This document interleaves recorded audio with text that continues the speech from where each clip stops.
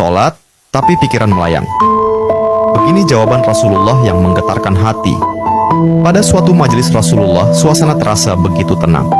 Para sahabat duduk melingkar menyimak setiap perkataan beliau dengan penuh perhatian.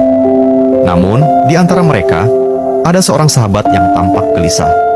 Jemarinya saling menggenggam, matanya menunduk, dan napasnya terasa berat. Setelah beberapa saat ragu, ia akhirnya mengangkat wajah dan berkata dengan suara lirih, "Wahai Rasulullah, aku ingin bertanya, tetapi aku khawatir pertanyaanku ini akan membuatku semakin malu di hadapan Allah." Rasulullah pun tersenyum lembut, menatapnya penuh kasih sayang. "Katakanlah, wahai saudaraku, tidak ada pertanyaan yang membuat seseorang hina jika ia bertanya untuk mencari kebaikan." Sahabat itu menarik napas dalam, matanya mulai berkaca-kaca. "Wahai Rasulullah, aku merasa salatku sering tidak khusyuk.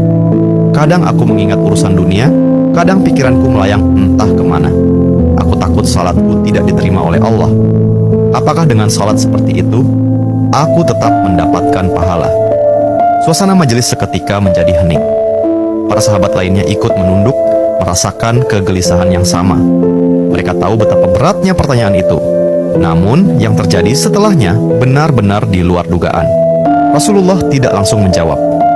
Beliau menatap sahabat itu dengan penuh kelembutan. Lalu tiba-tiba air mata mulai membasahi pipi beliau. Para sahabat terkejut. Mereka jarang melihat Rasulullah menangis dalam situasi seperti ini. Dengan suara bergetar, beliau berkata, "Demi zat yang jiwaku berada di tangannya, sungguh setan tidak akan pernah berhenti berusaha mencuri bagian dari sholat seorang hamba hingga ia teralihkan. Tetapi ketahuilah, Allah tetap melihat usahamu." Rasulullah menarik napas dalam, lalu melanjutkan, "Wahai saudaraku, jika engkau meninggalkan salat hanya karena takut tidak khusyuk, maka setan akan menang. Tetapi jika engkau tetap berusaha salat meski pikiranmu teralihkan, ketahuilah bahwa setiap kali engkau berusaha kembali kepada Allah dalam salatmu, saat itulah Allah menyambutmu." Mendengar itu, sahabat tersebut tak mampu menahan tangis. Begitu pula para sahabat lainnya.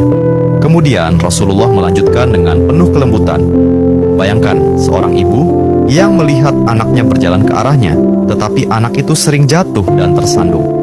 Apakah sang ibu akan marah? Tidak. Ia justru akan berlari menghampirinya, mengangkatnya, dan mendekapnya erat. Itulah Allah. Ia lebih penyayang daripada seorang ibu kepada anaknya. Selama engkau terus kembali, Allah akan selalu menerimamu." Air mata mengalir di pipi sahabat itu. Kata-kata Rasulullah begitu menusuk hatinya.